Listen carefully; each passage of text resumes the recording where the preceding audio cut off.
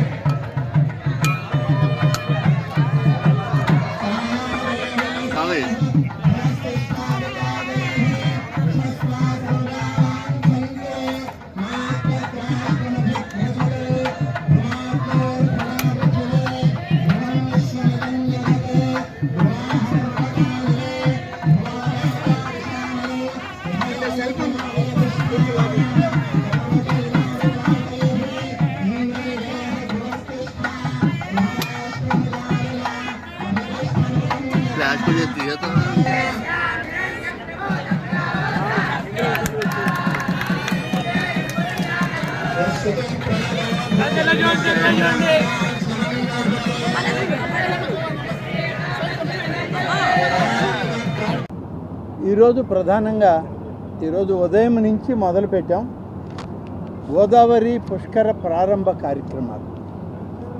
గోదావరి పుష్కరాలు 2027 జూన్ 26 నుంచి ప్రారంభమవుతాయి. వీటికి ముందస్తుగా ఈ చుట్టుపక్కల ప్రాంతాల్లో ఉన్నటువంటి అన్ని ఆలయాలని అవసరమైన మేరకు పునర్నిర్మాణం జరగాలని, ప్రత్యేకమైనటువంటి ఏర్పాట్లు చేయాలని ఇప్పటికే రాష్ట్ర స్థాయిలో 3 సమావేశాలు పెట్టడం జరిగింది. ఒకటి ప్రధాన కార్యదర్శి గారు అధికారులతో పెడితే, రెండవది సాక్షాత్తు ఈ రాష్ట్ర ముఖ్యమంత్రి శ్రీ చంద్రబాబు నాయుడు గారు 12 మంది ఈ గోదావరి పుష్కరాల పరిధిలో ఉన్నటువంటి మంత్రుల్ని ఒక సబ్ కమిటీగా వేసి సెక్రటరీలని, మంత్రుల్ని కలిపి కార్యక్రమం పెట్టడం జరిగింది. వారి సమీక్ష కూడా చేశారు. వారు కొన్ని సూచనలు ఇవ్వడం జరిగింది. అనేక విషయాలని వారు ప్రస్తావన చేయడం జరిగింది. ఎందుకంటే ఇక్కడ ఉన్నటువంటి మా అందరికన్నా చంద్రబాబు నాయుడు గారికి పుష్కరాల విషయంలో చాలా అనుభవం ఉంది. ఎందుకంటే గడిచిన 2 ఇప్పుడు జరిగే ఈ 3 పుష్కరాలకు కూడా ముఖ్యమంత్రిగా శ్రీ చంద్రబాబు నాయుడు గారే గోదావరి కృష్ణా పుష్కరాలను నడిపినటువంటి అనుభవం కలిగినటువంటి వ్యక్తి. ఉమ్మడి రాష్ట్రానికి ముఖ్యమంత్రిగా, ఇవాళ విడిపోయినటువంటి రాష్ట్రానికి ముఖ్యమంత్రిగా ఈ పుష్కరాలను నిర్వహించడంలో వారే ఎక్కువ అనుభవజ్ఞులు. వారి సూచనలే ఇవాళ ఈ విజయ పదం వైపు గోదావరి పుష్కరాలను నిర్వహించడానికి ఏర్పాట్లు చేస్తూ ఉన్నాం. అలాగే ఉమ్మడి తూర్పుగోదావరి జిల్లాలోని అన్నవరం దేవస్థానంలో ఈరోజు కొన్ని కార్యక్రమాలని ప్రారంభించి ఒకటి ప్రారంభం ఒకటి శంకుస్థాపన చేయడం జరిగింది. ఎందుకంటే గోదావరి పుష్కరాలంటే ఏదో రాజమండ్రి ఒడ్డే కాదు, గోదావరి పరివాహక ప్రాంతం అంతా భద్రాచలం దాటాక మన రాష్ట్రంలో మొదలుపెట్టాక ఇప్పుడున్న ఆంధ్రప్రదేశ్లో అలాగే చివరిన సముద్రంలో కలిసే వరకు ఈ గోదావరి పుష్కరాలు పరివాహక ప్రాంతం అత్యంత ప్రాధాన్యతను సంతరించుకున్నదని చెప్పడంలో అతిశయోక్తి ఏమీ లేదు. ఇవాళ మనం రాజమండ్రి ఈ యొక్క నగరంలో దాదాపు 9,55,00,000 రూపాయలతో 6 పనులకి శ్రీకారం చుట్టాం, శంకుస్థాపన చేయడం జరిగింది.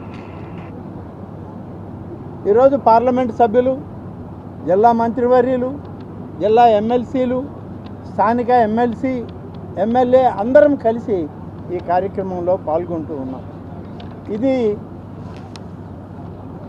ఒక 2 వారాలకు ముందే అందరం కలిసి మాట్లాడుకున్నాం.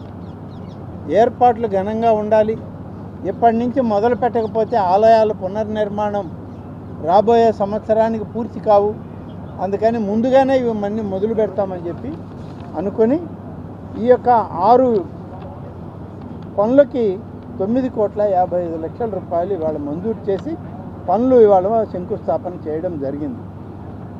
పందిరి మహాదేవుడు శ్రీ కోటిలింగాల సత్రం, కోటిలింగాలపేట, అలా దానికి 3 కోట్ల రూపాయలు. రమ సత్యనారాయణ స్వామి వారి దేవస్థానం ముఖమండప నిర్మాణం 1 కోటి రూపాయలు. రాజమండ్రి నూనె వర్తకుల అన్నదాన సమాజం 70 లక్షలు. రామలింగ చౌడేశ్వర స్వామి దేవస్థానం పునఃనిర్మాణానికి 55 లక్షలు. గౌతమి జీవకారుణ్య సంఘం 2,80,00,000. చందా సత్రం రాజమహేంద్రవరం 1,50,00,000 రూపాయలతో ఈ 9,55,00,000 రూపాయలంటే ఇంచుమించుగా 10 కోట్ల రూపాయలతో ఈరోజు పనులకి శంకుస్థాపన చేయడం జరిగిందని చెప్పి నేను ఇది ఒక అదృష్టంగా భావిస్తూ ఉన్నాను. ఇప్పుడు స్థానిక శాసనసభ్యులు ఇంకా కొన్ని ఉన్నాయి, వీటిని ప్రాధాన్యత క్రమంలో తీసుకోవాలి అని చెప్పి వారు కూడా చెప్పడం జరిగింది. తప్పనిసరిగా వీటన్నిటిని కూడా గుర్తించి ఏ విధంగా వీటన్నిటికి కూడా మంజూరు చేయాలో అధికారులని వాటికి కావాల్సినటువంటి ప్రణాళికల్ని, ఎస్టిమేట్లని అన్నీ తీసుకురమ్మని చెప్పడం కూడా జరుగుతుందని చెప్పి మీకు మనవి చేస్తాను.